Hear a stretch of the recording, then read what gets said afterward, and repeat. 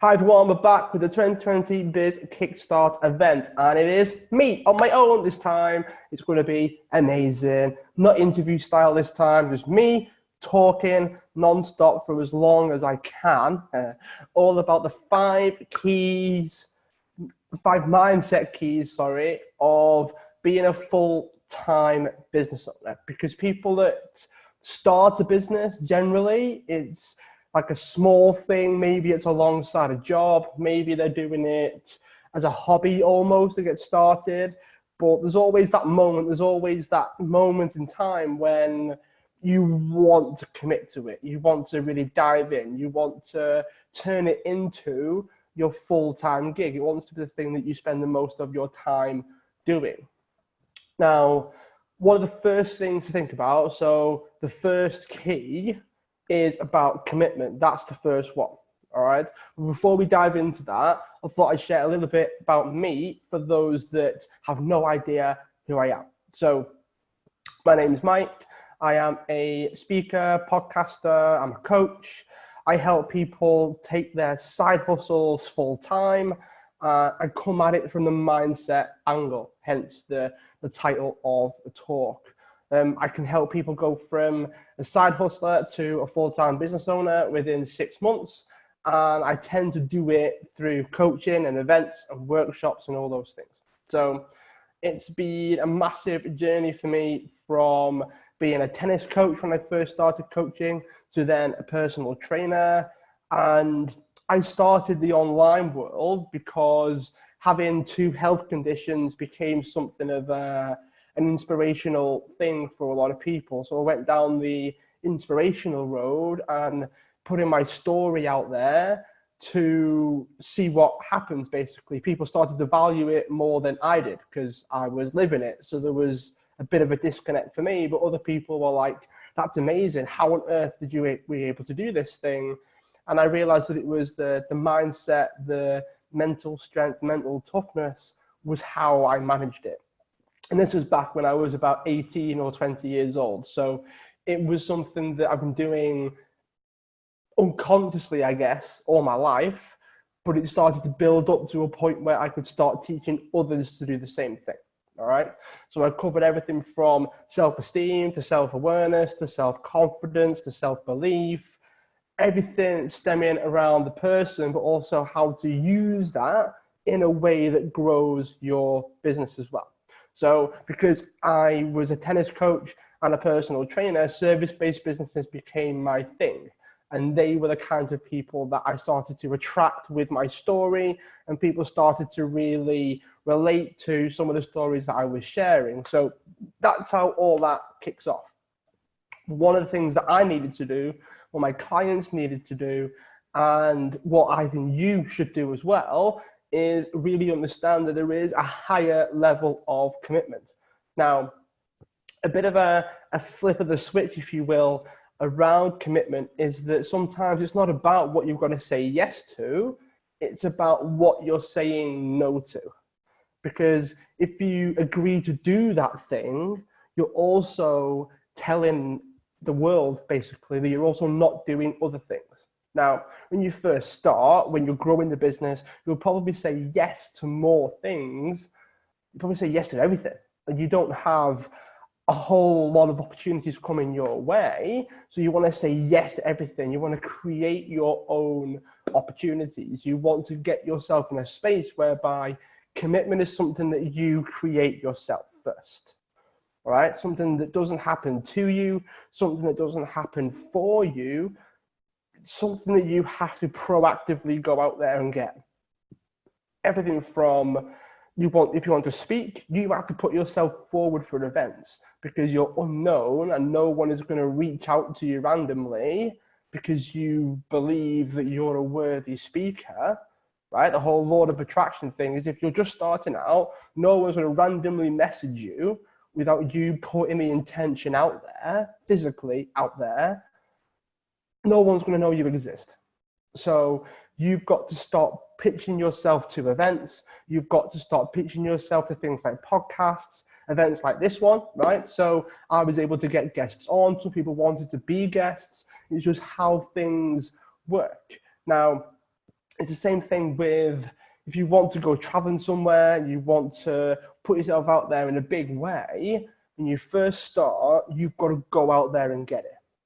But eventually what starts to happen as you start to build your demand, if you will, build your credibility, things will start happening to you.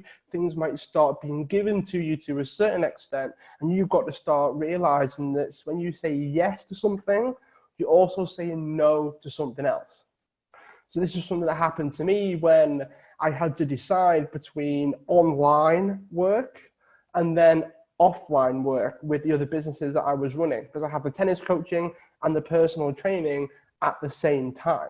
So I had to decide between personal training clients, tennis coaching clients, online coaching clients, the online marketing and content creation stuff. I had to decide what I was going to fully commit to.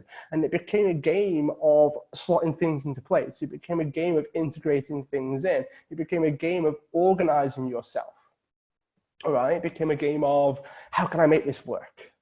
All right, that's one of the questions that people tend to ask themselves when they start becoming solution focused and they start saying, right, how can I make this work? All right, because having 2 health conditions, tennis coaching, personal training, having to look after myself, and then grow this online thing, I had to slot all that in together. I had to slot everything in, all of it. I had to find time for it because there was an equal commitment to each of them. It was an equal thing. As things started to improve and as I started to grow, I realized that something had to give. I had to start saying no more than saying yes. And that is something that you probably have to consider when the business starts to grow, when the business starts to take off. Not about saying yes to things, that's easy, dead easy. It's what you've got to say no to. It's what you've got to understand, that if I say yes to this, I'm saying no to everything else. And this is where people struggle, because the second mindset key is deciding, it's making decisions. You've got to be able to decide. So commitment is underneath that, but you've got to get into the habit of making decisions, the habit of deciding for yourself, the habit of becoming the person that makes the decisions in your business.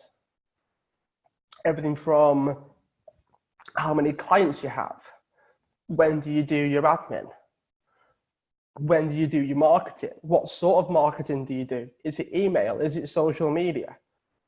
Is it, do you start running ads? How do you run the ads?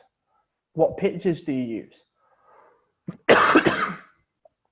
All of these are decisions that you've got to be able to make. And then you've got to be able to commit fully to them, because you get out what you put in.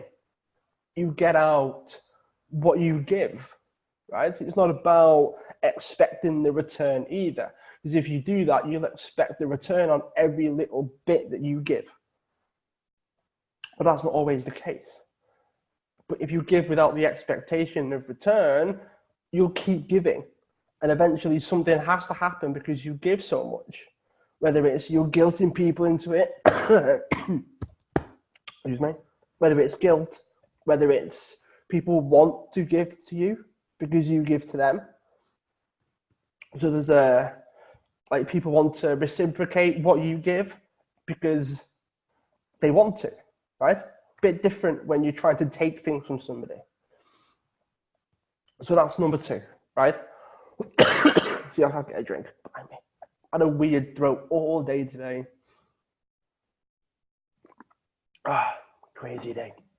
All right, so we've gone through those 2, all right? It's about making sure that you commit to a direction and understanding that you've got to decide on that direction.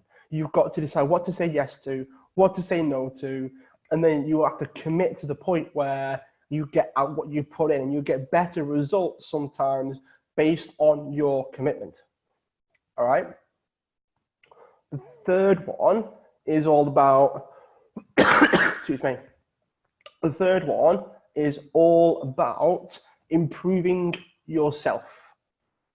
Because the person that gets you to where you are now is probably not going to be the person that gets you to where you want to be, gets you to the next level. So when we're talking about growing your business, scaling your business, going from, I don't know, 6 figures to 7 figures, whether it's trying to get to 6 figures, whatever it is, right? You pick a number, either 6 to 7, whatever. Like if you want to get to 50K a year, right? So we're not even talking massive numbers. Because if you're starting out as a side business, wanting to take it full time, you're probably not making an absolute ton with your side hustle. You could, it's possible, there are probably some of you watching that are doing that, but the majority of you, you're having it to supplement your job.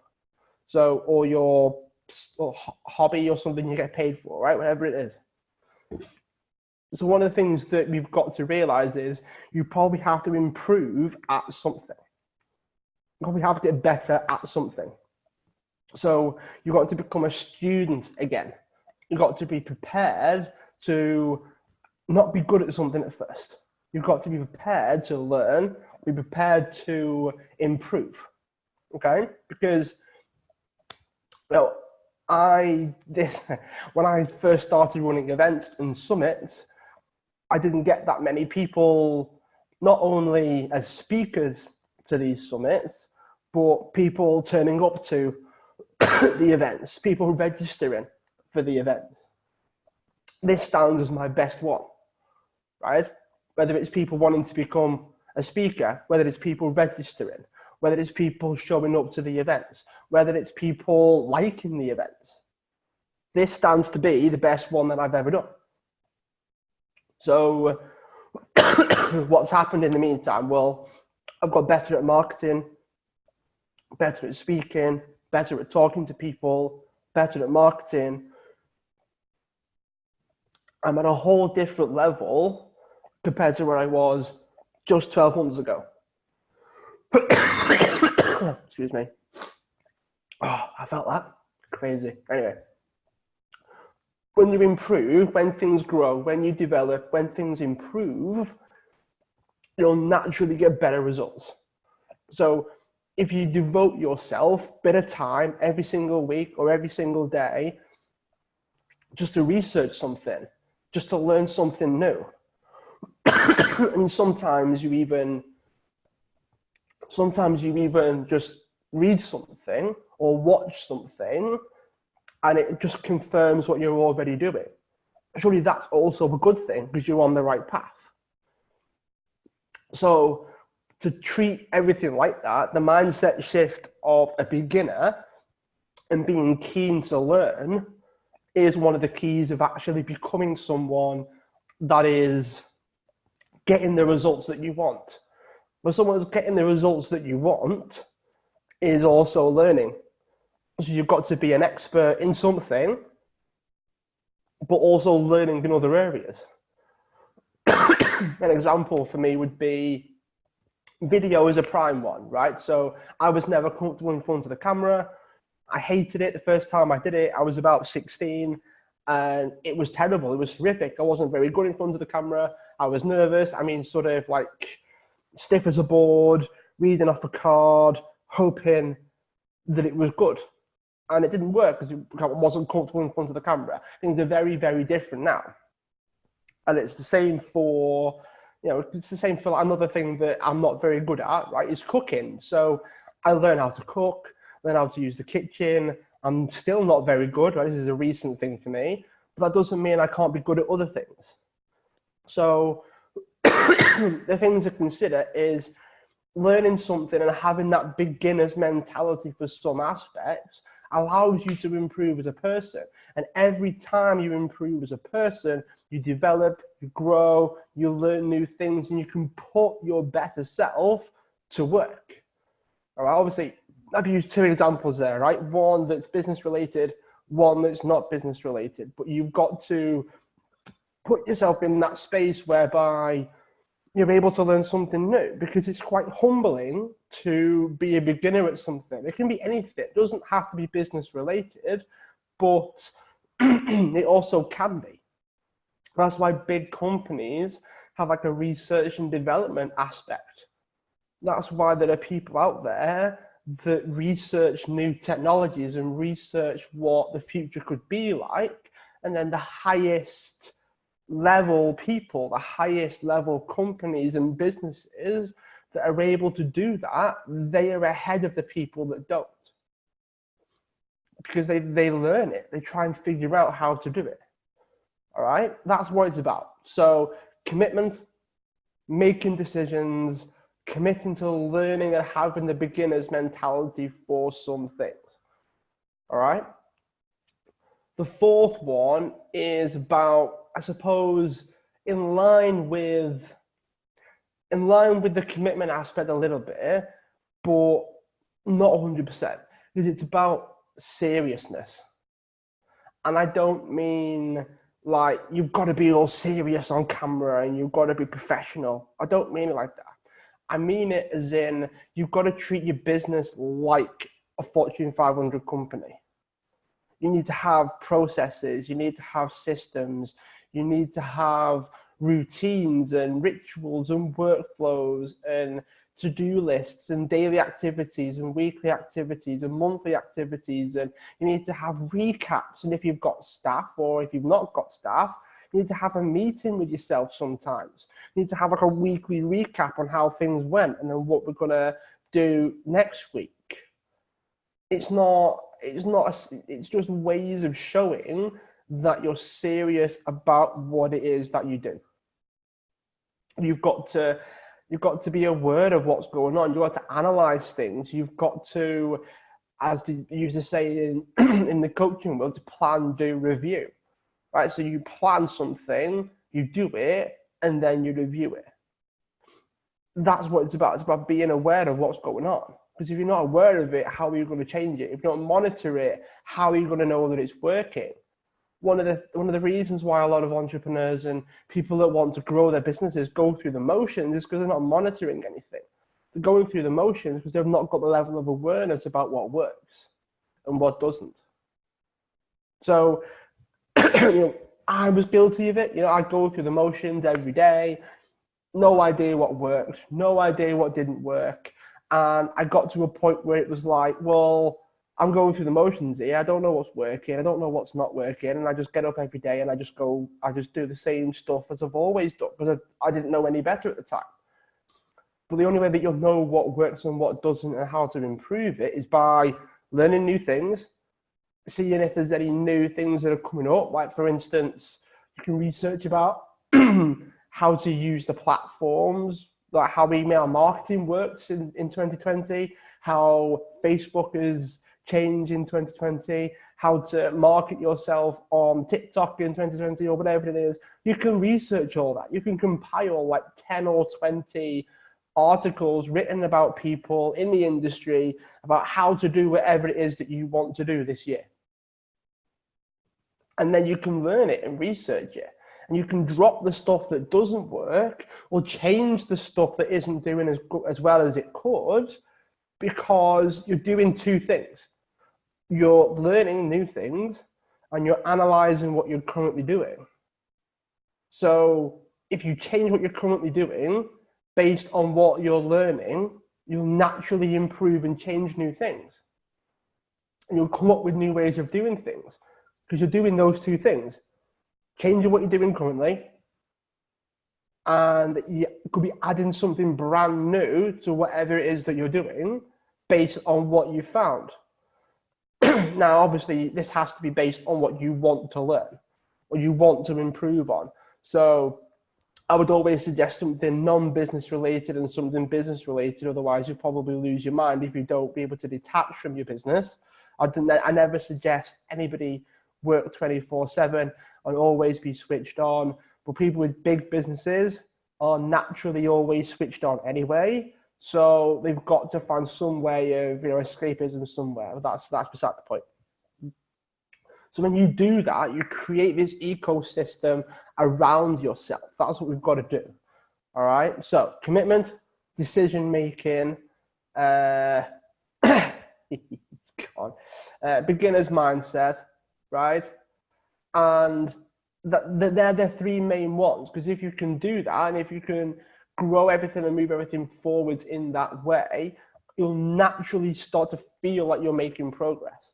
And one of the keys to being happy and being fulfilled in your business is about being happy. It's about making progress. So doing those things allows you to, oh, hang on, commitment, decision making, there we go, learning new things, right? Beginner's mindset. They're the three that we're up to so far, all right? So number 4 comes down to the whole, we've got to use goal setting so that we can aim higher, and that motivates us to move forwards. That encourages us to push ourselves. Because too many people use things like goal setting to beat ourselves up with a stick or encourage us to fail almost, because we set things that are unrealistic. Now, realistic and unrealistic is relative. So what's realistic for me could be unrealistic for you, or what's realistic for you could be unrealistic for me. It's the real sense of it has to be what's right for you. All right. So that is number 4. It has to be what's right for you, whether that's goal setting, whether that's how you run your business, whether that's how you organize yourself, how you market, how you sell, what you sell, how you make your money, what you can do for free, just out the cannons of your heart sometimes. It has to be in alignment with who you are. Has to be. Now, the flip side of that is also wants to be in alignment with who you want to be at the same time. Because there's a fine line between taking actions based on who you are, but all you're really doing is acting out of your past, right? Because where you are right now is the result of your past. If you keep doing that, you're never really going to change. So you've got to act out of your future self, out of who you want to be, but you've also got to make sure that you're maintaining your values, what is important to you. So like one of mine is truth, for instance, right? So being honest is one of mine. So it's all well and good me shooting for the moon, being my best self, but I've got to maintain my integrity while I do it. I've got to be as truthful as I can while I do it. It's almost like a personality trait or a way that you want to show up that's deep inside yourself, that's a blanket thing no matter how far you get. No matter how much you achieve, no matter how much you grow, you should maintain your values. You should maintain who you are as a person. Now, you can change as a person while maintaining your values. This is where people tend to get a bit confused. So that's why I use truth as an easy one. Truth is the easiest one, right? So you don't want to get there by telling lies. You don't want to get there by pulling the cloak over people's eyes. You don't want to get there by saying something that you don't really mean. It's quite an easy one to get away with, right? Another one could be freedom. Another one could be time freedom. So no matter how far I go, no matter how much I achieve, if time freedom is one of my values, I am not going to sacrifice my sleep for it. I am not going to sacrifice my family time for it. I'm not going to sacrifice my leisure time. I'm not going to sacrifice because health is important to me. Health is one of my personal values as well. So I'm not going to sacrifice my health just to achieve something. I might bend it a little bit. I might, sacrifice it for a week or two and then make up for it, because despite what people might think, you can recoup some of the consequences of like short-term sacrifices, right? Especially regarding health. You can always detox yourself. You can always look after yourself and make up some of the time back, if you will, on some of that. So it is possible, but you've got to make so you can change as a person while maintaining your value system, because it shows up in a different way. So it's not just about using the word, it's about using how it looks. So the difference between truthful for me now and truthful for me in maybe 2 years is you don't try to convince people that you're way, way, way, way higher along the totem pole than you actually are. Now, you can tell the truth, you can be honest, you can, everyone's got different ways in which you will look, right? But ultimately, it's about maintaining your value system as you grow so that you can grow as a person without losing yourself. Now, it's a very, very delicate balance with this, right? Very, very delicate, because it can change so much and something can completely shift who you are as a person, completely change all that. And that's okay, because your values can change. You just don't have to, you have to stay true to them no matter what. So this is the difference. In every, 3 months, every 2 months, every month, your values can change. So this is where being aware of what you value, being aware of what your priorities are every single week allows you to change, because your values have changed while maintaining your progress and while growing your business at the same time. Notice how by being true to it is different when it changes. So this is where it's flexible, it changes all the time, and it's just, you're in a constant state of finding yourself out, a constant state of self-awareness that changes all the time, and that simply shows up differently every time it changes. And you might ask yourself, well, is that not the same as losing yourself? And the answer is no, because losing yourself is not having is not having a direction. Losing yourself is not being aware at all. The fact that you are changing, the fact that you are shifting every so often, you're aware of that if you try actually have a little bit of soul searching, if you will, every week or even every day. I do know people that do it every day. Granted, you don't change that much, right? It's not like you wake up one morning and go, oh my God, I no longer value my family anymore, and I'm going to travel on my own and leave them to it. It's never as drastic as that, unless something traumatic happens. But that's the angle that you take. It's the self-awareness that allows you to stay true to yourself no matter what that looks like, no matter how much it changes. Because my values have changed over the past 6 to 12 months. That doesn't mean I'm no longer being true to them. If anything, repeating the same things as I was doing last year, even though my values have changed slightly, that is not being true to them. Because I'm holding on to the past rather than accepting the fact that, hey, I've changed now, therefore things have to shift. And that is what it's all about. So understanding that nothing's permanent. We're changing little by little every so often. And by staying true to ourselves and knowing that we are changing, knowing that things have shifted, allows us to do that. But you've got to be okay with change. You've got to be okay with those things changing. You've got to be okay with that. Otherwise, it's never going to work. It's never going to work long term. You're always going to struggle, always going to find it hard, and you'll feel a sense of, I've got no idea what I'm doing.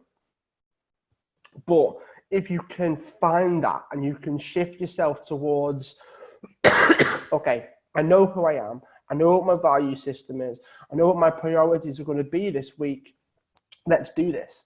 And you do that every single week. You stay true to yourself every single week, whatever that looks like, whatever that is for you. And that allows you to feel okay with your decisions, with your levels of commitment, what you say yes to, what you say no to, what sort of things do you learn, what sort of, what you're going to learn that you're actually a beginner at and you're prepared to learn. This all stems back to knowing yourself enough to be okay with what your answer is to those questions. Because here's the truth. What you say yes to and what you say no to becomes easier when you know what your priorities are that week. and you know where everything slots in that week. What you learn and what you're going to put your beginner's mindset to is easier when you know who you are, you know what your priorities are that week, right? And your level of commitment improves because everything's easier. You might actually have less decisions to make, which allows you to commit to them a lot more. And you get out what you put in.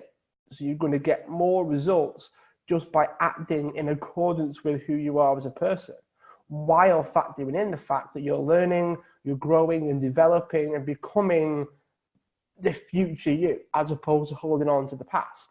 Everything that I've said so far is all about moving into the future and not holding on to the past. That's what it's all about. I know it's very technical. I know some of it's long-winded. I'm trying to make it as simple as possible.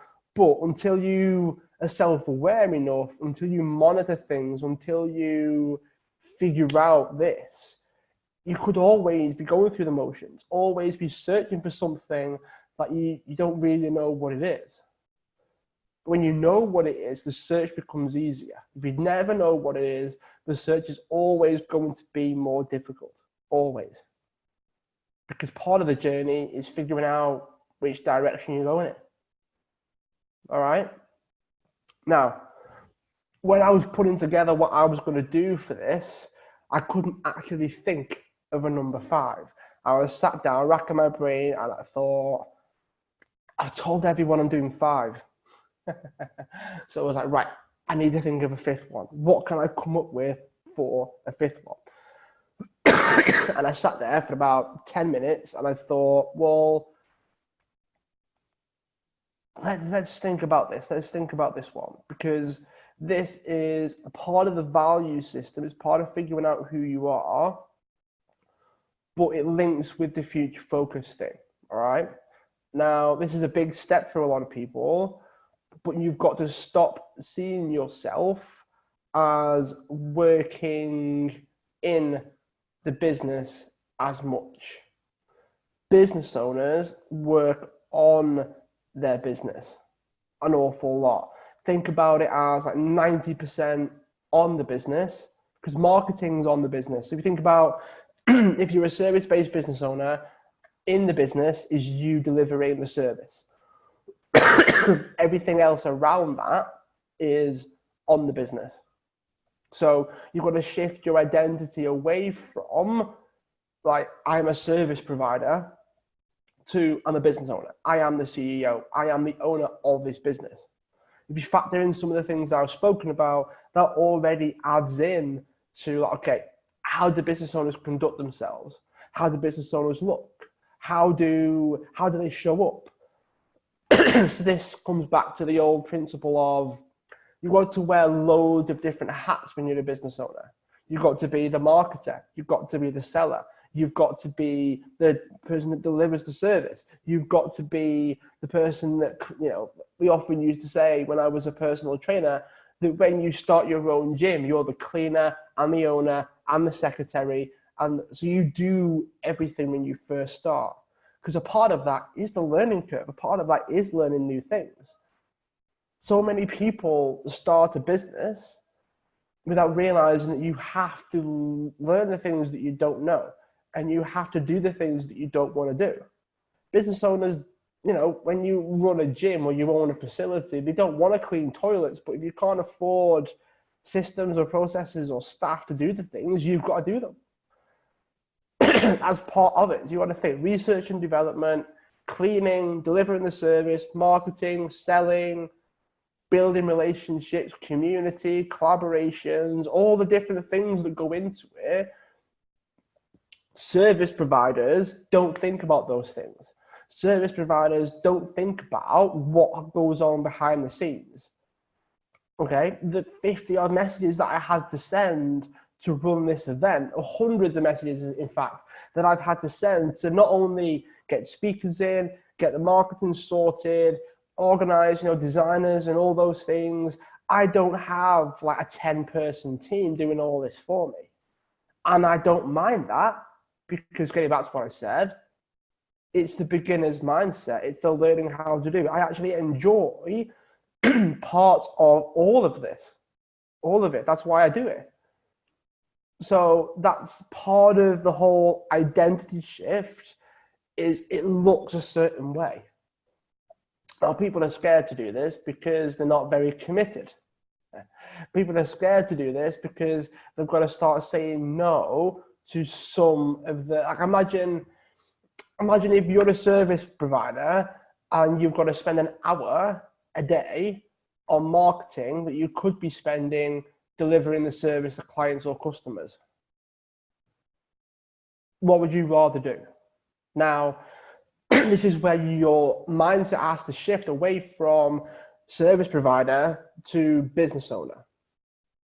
Because if your sole focus is on getting, fulfilling your current clients, how are you going to get new clients in?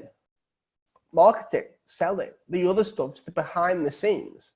It's got nothing to do with delivering the service. Delivering the service happens as a result of everything else that you've done.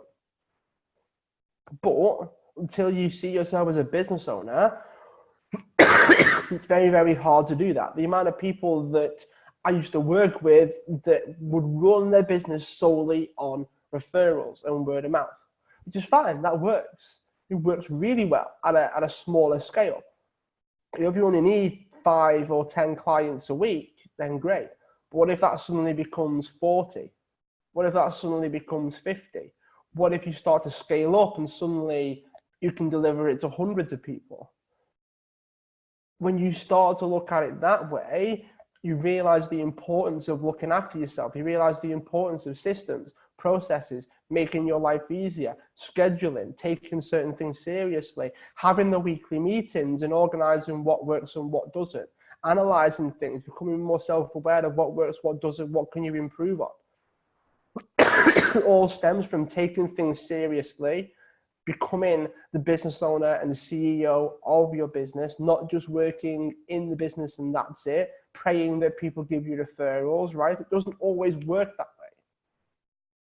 All right. So, quick recap, because I have to try and remember them now. Anyway, right. So, commitment, decision making, it's gone. It's completely gone. It has completely gone. Anyway, if you're watching the replay, then you can dive into those, right? The recap's not worked. My brain's fried. It's just, as of recording this, I am officially tired. Full recording day today with all the team, and it's just like, I know what I'm talking about, but I can't remember. My memory's gone. Right. So, everything from commitment to learning new things, beginner's mindset, decision making. Ultimately, you've got to take everything seriously as well. You've got to start seeing yourself as the business owner, as the CEO, and you've also got to learn more about who you are as a person and stay true to that. All right, I think that's all 5. I think I just said I didn't know what the recap was because it's completely gone out of my head, and I think I just rattled through them. So that's ultimately what it is, right? It's about all those things together become this mental ecosystem inside your head that keeps you level-headed, keeps you clear, keeps you confident, keeps you competent, and keeps you moving with the times as well. Keeps you moving forwards as the world spins and you don't get left behind. Okay, that's what it boils down to. If you're letting go of the past, creating your future, learning what parts of you and what parts of your business you get to take into the future will allow yourself to stay there. All right? The amount of businesses, the amount of companies that are going under, that are going bust because they don't factor in the fact that the world's changing. And it's the companies and businesses and people, because companies are also run by people that are self-aware, understand they've got to learn something new, are humble enough to have the beginner's mindset and are able to commit, make decisions that are in their own sort of self-awareness loop, so they don't take on anything that they're not aligned with, and they're able to use that to drive the business forwards all the time. All right, this allows you to not get stuck, to not get too cozy, to not get too comfortable, because as soon as you start doing that, your business will start to struggle. Your business will start to suffer because the world is going to move whether you move with it or not. All right. So we do have someone live. So what I will do, I will open it out to questions. I will unmute everybody and we'll see who has a question. Here we go. Hi, Mike. Hey, Deb, you all right? What do you think? Yeah, good. Thanks for all that. That's some good tips and things there. I was just wondering a few questions. Sort of, if you're trying to juggle a job and family, and then you've got a business on the side, how do you really get to the feeling that you're a business owner if you're maybe half the time you're an employee, another quarter of the time you're a mum or a dad, and then this other 20-25% you're trying to be a business owner? It's a good question, to be fair, because we do juggle an awful lot, and this comes down to like changing the hats a little bit, doesn't it? You've got to sort of change, like, now I'm going to be mum, or I'm going to be dad, or I'm going to be a brother or an uncle, or whatever it is. And sometimes it's about setting the intention or taking a bit of a break in between things and just having that conversation with yourself around, okay, I'm in business mode now. What have I got to do? And some people have little rituals. You know, you often see like athletes having like pre-rituals before they do something. People have morning routines, evening routines, which is the norm. But behind the scenes of someone that has to juggle an awful lot, they will have a routine that gets them in like business mode. And they'll have something that allows them to switch off from that, or sort of switch off from that, to then go into the other aspects of their life. Because obviously, if you're a parent, you've got a job, you've got a business, you probably have friends and family that you want to see and engage with, and you don't want to be talking about business to some of those people. You want to be able to switch off and really enjoy yourself. Like that takes work. Particularly people that have like high stress businesses, like people that are, you know, selling all the time, the heads are switched on, maybe they're a speaker, maybe they're an author, maybe they're a high performance based business. Because if you're a speaker, that's one of the sort of showcase high performance businesses, high performance companies, is person running it is also a public speaker. It's one of the highest stress environments to be in. For them to switch off from that and also be a dad, be a mum, be a family member, be a friend to somebody, you know, that does take work as well. Sometimes it's about taking the breaks, taking the family side and the job side just as serious as the business side. Sometimes it is about saying, right, I don't want to bring my business into this coffee that I've got with my friend Jane or my friend Debbie or my friend Jeff, right?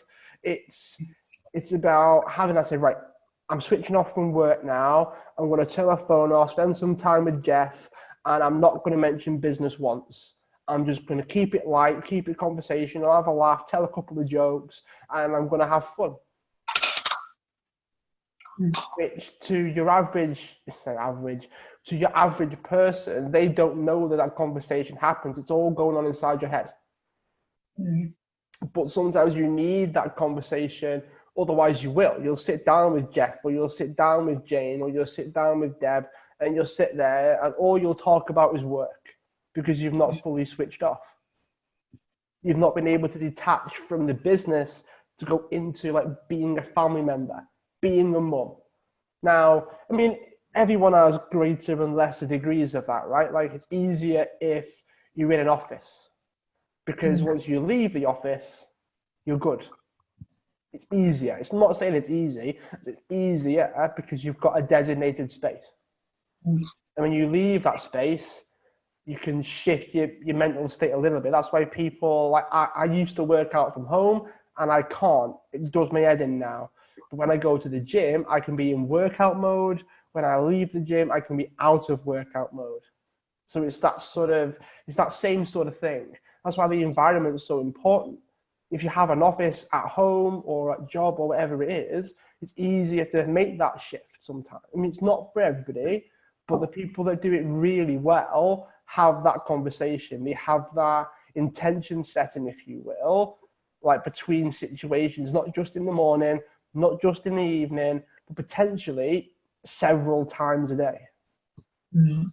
And sometimes it is the only way. You know, the amount of times I've met up with friends and I've caught myself only talking about work.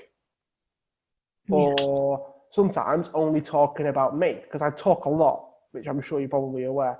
I do talk quite a bit. So when I meet up with friends, I have to make a conscious effort to talk more about them. Mm. Because it's hard. It is hard. I like if I was doing this talk now and then I have to go and meet up with friends, I'm still in that mode otherwise. I'm still in that presenter mode as opposed to like friend mode. Yeah. You know? And it's not easy. It does take work. So I've had to stop myself like mid-conversation. I mean, never shared this before, but sometimes I go to the toilet just to switch off. Yeah. Sometimes if I'm in like a public place or I meet up with friends and I catch myself doing it, I go, oh, I need to nip to the toilet. I go in and I go, what on earth are you doing? You spent the past 5 or 10 minutes talking about you when you do that for a living. Like, you've got to be a friend, Mike. Come on, what on earth are you doing? You know, and I go back out and the conversation is completely different. Mm. Because you have to have that talk with yourself. You've got to be that strict with yourself and that disciplined with yourself, but it's weird because you've got to be disciplined with the switch off. So it feels like a contradiction, right? Mm. And it doesn't seem as though in these days where we're sort of on call 24/7, that sort of switch off and that delineation is as obvious, because if you've got little kids, they're going to interrupt everything. If you work from home, they are going to be thereabouts and wanting attention. If you're at work and you get a sort of client inquiry for your own job, you're going to want to deal with that. Yeah. And things like that. If you're at home watching TV on a night and an inquiry comes in, that's your instinct just to deal with that, and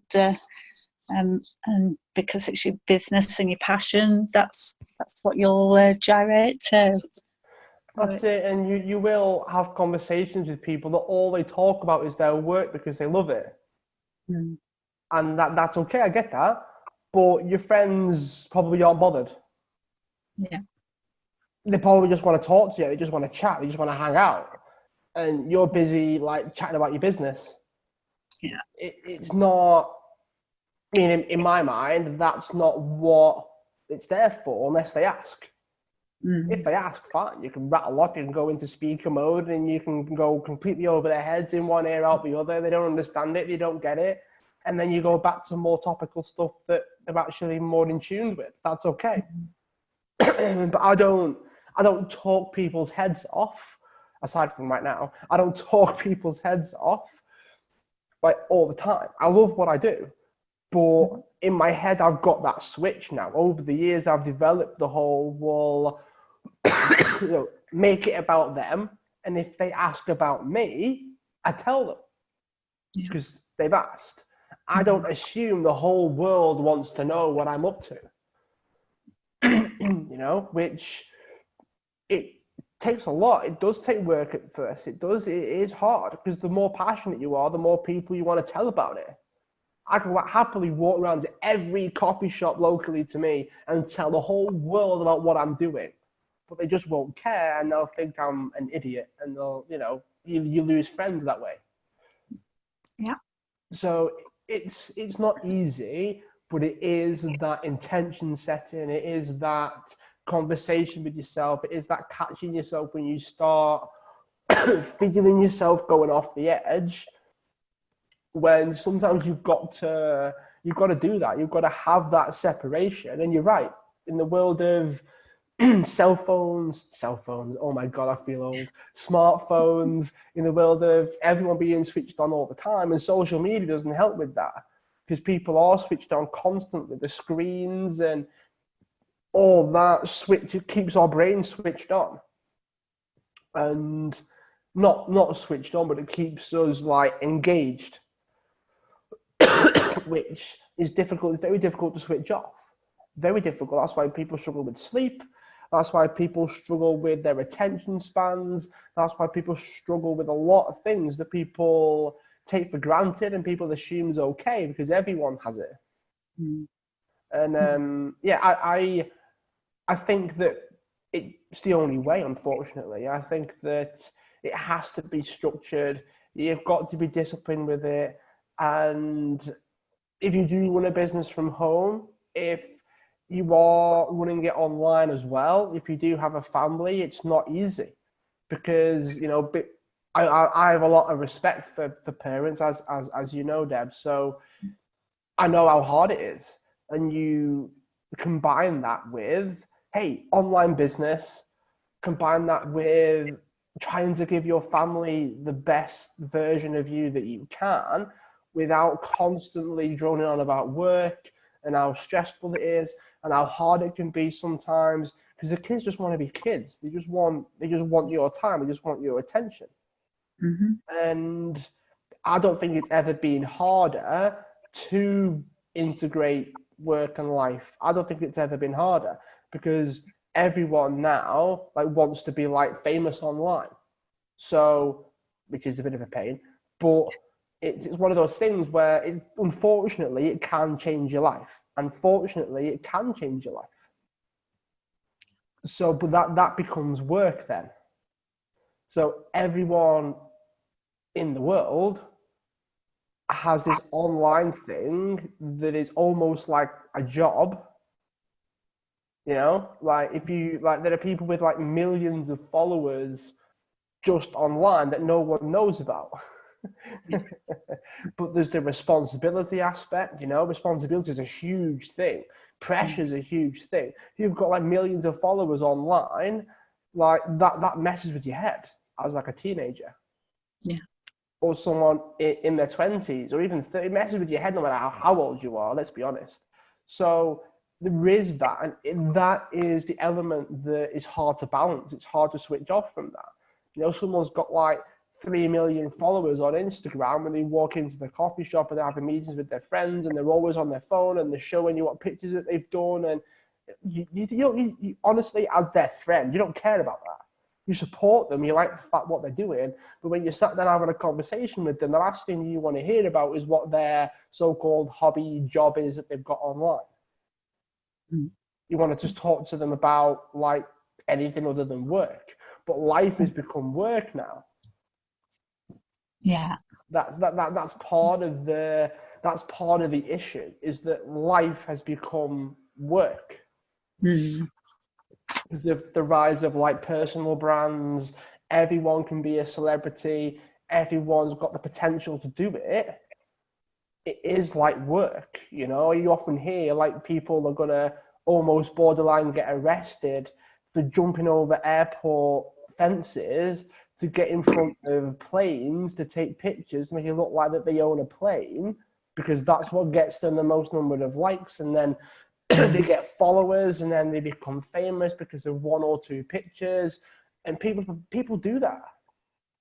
Yeah. You know, it's never been harder than ever to fully detach and fully balance everything. It's never been harder. And I think, getting back to what I said before, is you have to force it. You have to force it. It has to be regimented. It has to be structured. Otherwise, it's never going to happen, because life will happen. You know, shit will happen. Life will happen. And that's what you've got to try to prevent sometimes. Yeah. So I hope that answers your question, Deb. I know I didn't really shut up for about 5 or 10 minutes. Yeah. And I was just thinking about when you're starting out doing new things and you're lacking in confidence.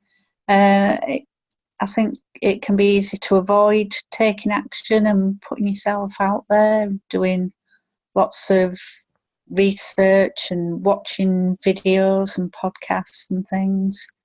And just wondered,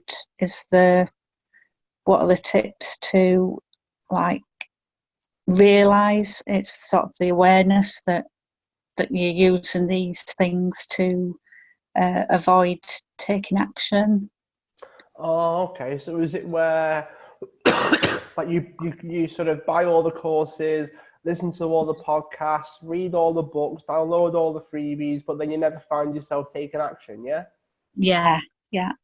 Well, this is a difficult one to fully answer, probably in a way that you're happy with, because the age-old saying of take what works and discard what doesn't would probably hold true, right? But in order to figure out what works, you've got to consume the information first. Mm. So I'm not going to say don't, because you never know what can happen. You might actually find something, learn something, and go, oh, I know, I can use that today. I can implement that today, and I can figure out how to do it, and I can do it every day, and it'll build up over time, and it'll work really, really well. Yeah. But you might have had to read a whole book to get that. Mm-hmm. You might have had to download a course or hire a coach or whatever it is to find that one thing that will change everything. Yeah. So one of the best, because one of the keys to being creative and to being out there and constantly doing something is you've got to be consuming and creating at the same time. Because the only way you can create your own ideas is to pull from other people's creativity as well. So the way of keeping your own creativity alive is by creating, but then fueling the creativity with information, yeah? Yeah. It keeps the whole cycle moving. Mm. So if you're constantly creating, but not getting any new ideas, eventually what you're creating will become stale, and you'll get bored, and you lose different ways of saying the same thing, basically. Mm. So if you've got a message, if you streamlined everything to the point where you might have 5 or 6 key topics that you want to talk about, you might funnel that into your marketing. Like, unless you're exposed to 5 or 10 different ways of saying the same thing, you can't fully come up with 5 or 10 different ways of saying your things. Mm. So you start repeating yourself, and you start getting bored, and you start wondering, is other people getting bored of me saying the same thing over and over again in the same way, because I can't think of any other ways to say it.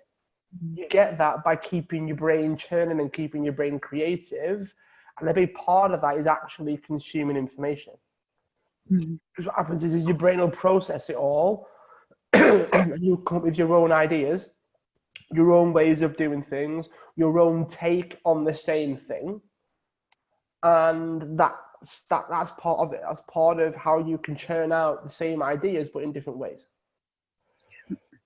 So, but when it comes down to, like, are you doing that without taking any action? It could come down to just percentages, i.e., how much time do you spend consuming versus creating? If you're listening to podcasts for like 10 hours a day and not doing anything of your own stuff, probably a bad idea. So if you're disciplined with when and how long you're doing the consuming for, that can help. That can be a good start. So being a bit more focused with it, being a bit more disciplined with it. By focused, I mean, if you're struggling to come up with your own sort of things to take action on, this is why, like, there's a difference between learning about marketing and selling and the business side and learning about your craft, whatever it is that you do. So there will be somebody out there that has a book or a podcast or a course on your business. So it could be personal training. It could be selling shoes. There could be someone out there that'll have like a shoe selling, like how to sell more shoes, or how to sell more products, or like how to make shoes, or whatever it is. Because I know your business is like massage and therapy and all those things. So there's a difference between learning about how to market that business and learning about how to do the actual therapy itself. Yeah. But even if it's confirming your practices, even if it's continued development over time. But if you're not taking action on it, you've got to think about how much time are you allocating to it. Because there's no getting around the fact that the people that don't consume an awful lot are also the most repetitive, because they've only got so many ideas in their head. You can't hold an absolute ton of information. So it's depends on what what percentage you're happy with. So some people are quite happy to read a book a day. That's like hours and hours and hours of reading. But their production, what they're doing, the actions that they're taking might be a couple of hours a day as well. And that's enough for them because of the way it's structured. So I would be a bit more specific with the consumption to a certain extent. And I'd be disciplined with how long you spend taking in the information and how much you spend processing the information. And then I would always ask yourself, like, okay, what am I going to do as a result of this? What actions am I going to take? Now, you might find that you might read a book and think, nothing there. I can't think of anything. Yeah. Very often, that's not the case, because there's a difference between just reading a book and reading a book and making notes. Then you've got to ask yourself, well, am I just mindlessly scrolling through Facebook? Am I just mindlessly listening to this podcast? Or am I treating it as like a class on something?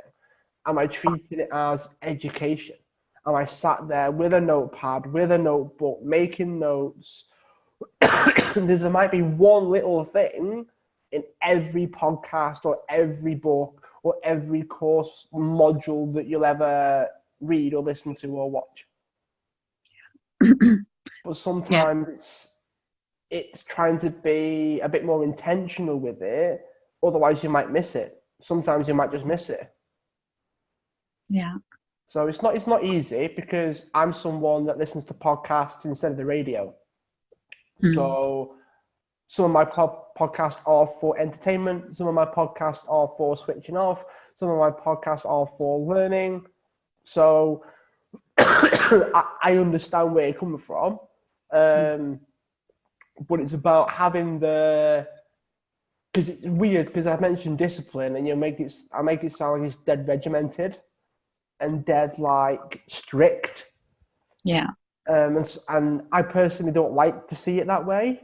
But I've also realized that my version of learning, how I like to learn, is also shifted towards audio more than everything else. So books are becoming a bit of a pain for me. I'd rather listen to an audio book instead. Yeah. At the moment, I view it as sort of listening to podcasts and things are kind of like my downtime. I do that and watch Instagram videos. I mean, you can go from one thing to the next, and same on YouTube. So actually watching it, you're focusing on it. So whereas podcasts, you can like multitask, but if you're keeping your concentration on the podcast as well, and then if you do hear something that you like, a good point, you can always pause it and rewind and make a note of it. So I do that quite a bit. So it's more like instead of watching TV purely for entertainment, I'll be doing ironing or something, listening to podcasts, and so that's how I get round sort of doing that and integrating it more in what I'm doing, without it taking over like a chunk of time sat watching it. Although sometimes have to catch myself out saying, yeah, you've watched bits and pieces for 20 minutes or whatever now, and time to move along.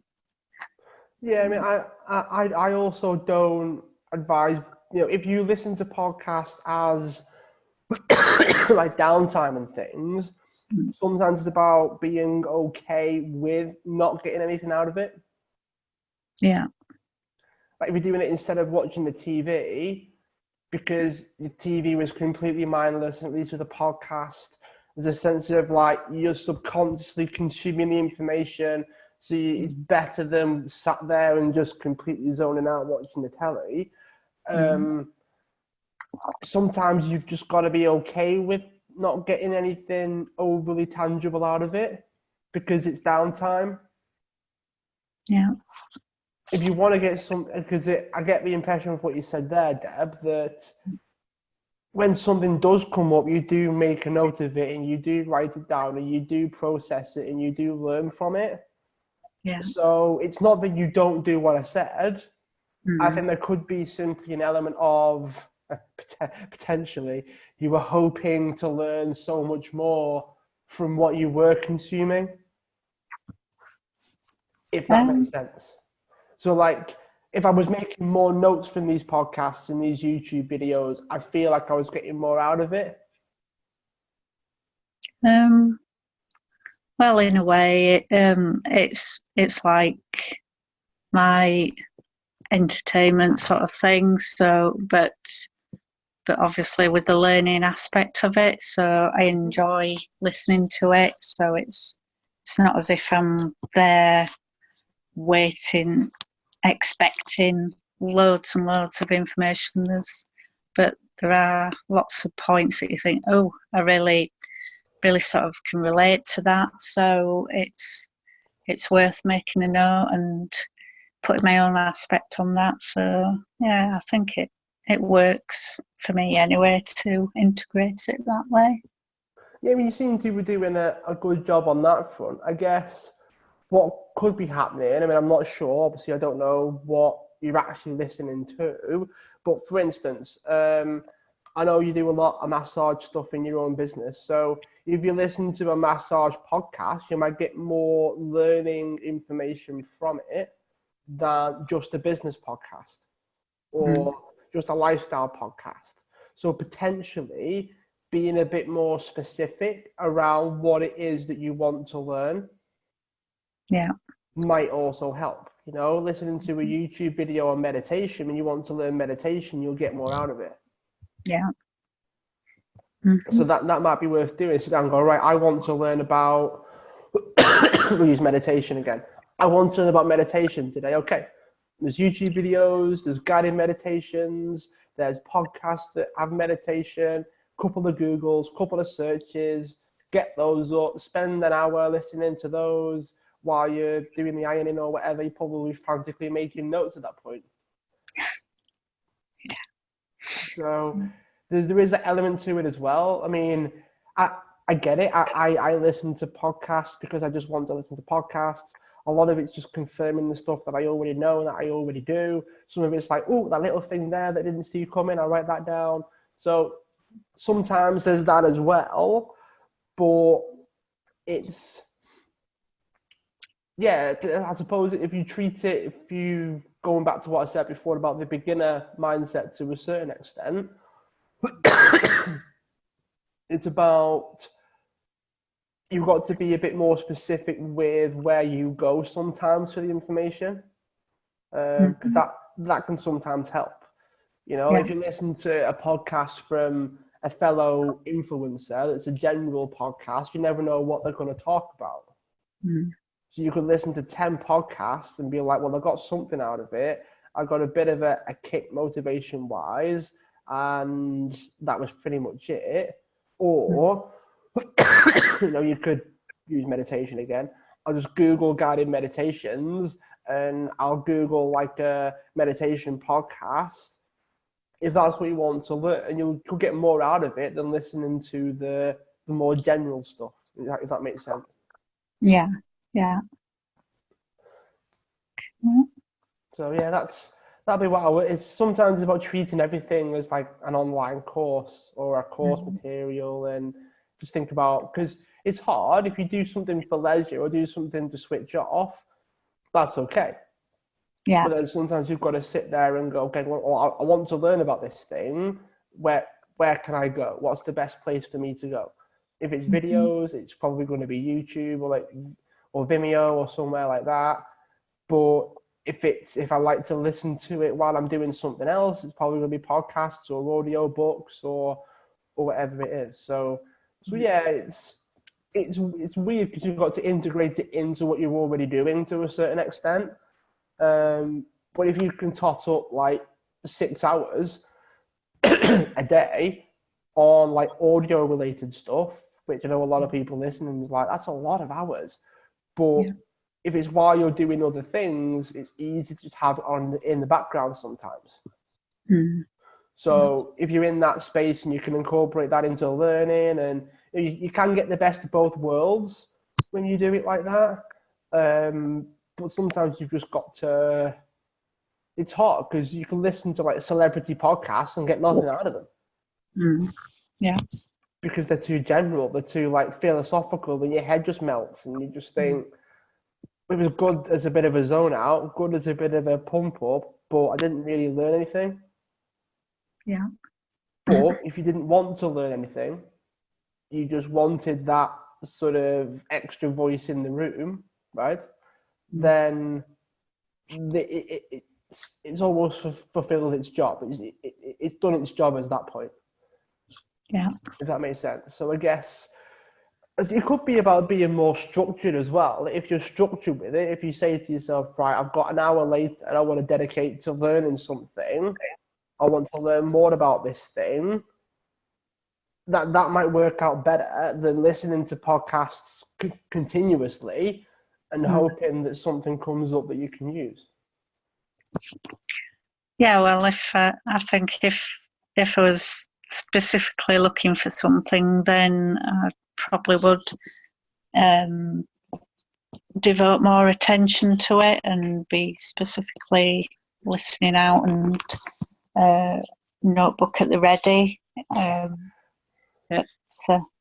There's a lot of like podcasts, you get used to what they're saying, how they say it and things, and there might be just little things that spark interest in that, but the basic sort of message and things like that you listen to quite a bit, that can be sort of your downtime, ironing while you're ironing time sort of thing. So yeah, there's different uses to different sort of mediums and different topics. Of course there is, yeah. I mean, sometimes it can be easier to feel okay with the slightly more mindless stuff if you've got things going on that's structured. So it's almost like you feel great with your downtime if you know that when you switched on, you're all go. Yeah. Some people that, I did like an 18-hour day, but they were just plodding for 18 hours. If they went hell for leather for 10 hours and took the extra hours off because they needed them, because they're tired, right? Like I said before, still recording. So I said before, like I'm fried today, full day of recording. My brain switched off when I tried to do the recap of what I was talking about, and I still managed to find it again when I started talking again. Like, I've been non-stop today, and I feel like I've deserved my sleep. But there are people out there that are so unstructured, they're so not really switched on, that they can just keep going, and they wonder why they're like a little bit lethargic, not really getting anywhere. It's because they're not really intentional with it. It's almost like the same sort of thing, is that you can feel great listening to a couple of hours of podcasts, not really getting a lot out of it, because you've got that hour of learning something, makes you feel okay with the couple of hours of not really learning something. Yeah. So it's not easy, but yeah, I mean, I know for a fact that if you do dedicate yourself to it, when you do have that downtime, and like I stopped, like same thing with like TV. I mean, I don't even watch adverts anymore there, but it's something that I do now because I've got like Netflix and YouTube and you know all that sort of stuff. So I am quite specific with what I do that allows me to have the downtime as well. So it might be something worth considering. When you get the balance right, you can feel better about the slightly more mindless stuff. Yeah. It probably depends how much you've got on as well. If you're doing different things, new things, gonna need to devote more time to it and get on top of everything, set everything up. So it takes a bigger chunk of time. Yeah, that's it.